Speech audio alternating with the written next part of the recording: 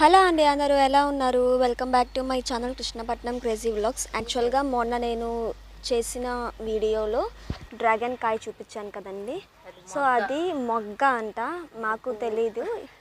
అది first time ఇప్పుడే కాయడం కదా, మాకు తెలీదు, ఐడియా లేదు ఎలా వస్తుందా అని. అది నిన్న నైట్కి ఇట్లా వచ్చిందంట, వైట్గా లోపల ఫ్లవర్ అంతా చూస్తున్నారు కదా, చాలా చాలా బాగుంది. మేబీ ఇప్పుడు కనుక పండు అవుతుందేమో, కాయ అవుతుందేమో, ఇప్పుడు కాయ వస్తుందేమో. కానీ నుంచి నిన్న నైట్ వచ్చిందంట ఇట్లాగా. మార్నింగ్ మా అమ్మ చూసేసరికి ఇట్లా ఉందంటది.